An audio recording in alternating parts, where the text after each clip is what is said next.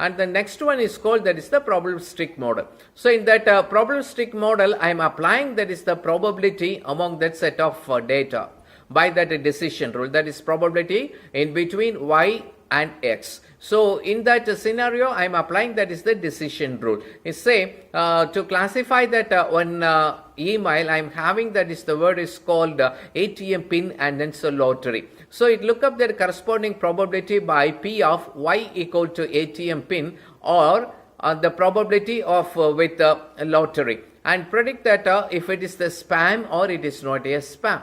So the ATM pin, it maybe comes as a spam, and then so today we are facing there is the several scenarios by duplicating their accounts, and then the people are making fraudulent mechanism to extract that PIN number from the customer. So that we have to be identified. So this is from that genuine bank communication or from that fraudulent mail. So for that we have able to apply that is probability. So in a set of the miles, so what are the miles, it's having ATM PIN, and with that another scenario it's called that is the lottery or that other thing. So that we have to be make that correlation through by that probability. So I am applying that is the decision rule there. In that moment, the probability of y of x in that decision rule, the result is makes an outcome. So I am getting that is the positive, and then I can able to say that mail is positive. If I am getting that is negative, and I am saying the mail seems to be that spam.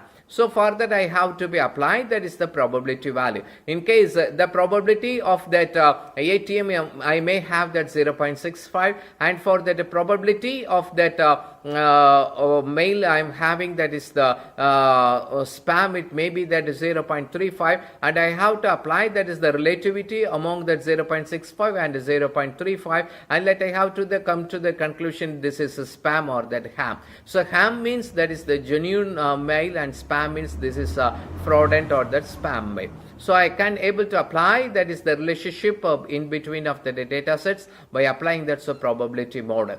And that's the next one, it's called that is that a logical model. So in that logical model that I have to say, now I am having that two terms is called that is the ATM pin and the lottery. So in that mail I am looking for that is the ATM pin. So that ATM pin is that is equal to 1. I can able to come to that conclusion it may be that ham. And I am getting that is the 0, and again I have to be checked out for for that lottery. So in case if lottery is 0, I may come to that conclusion it may be that a pure genuine mail, because I am having that is ATM pin alone. I am not getting that information related with that other things, kind of lottery or that any other links.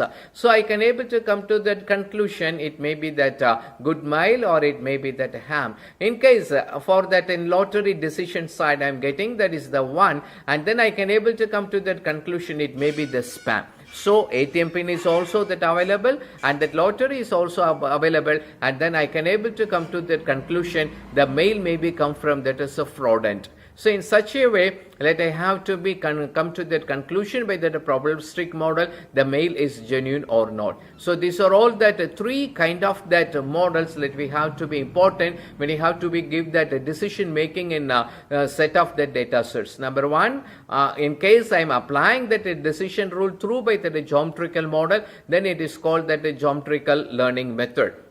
And number two, if I am applying that learning mechanism through by that probability, and then it's called that is the probabilistic model. And number three, if I am applying that decision through by that logical model, so then it is called that is the logical learning method. So these are all that three basic things that we have to learn.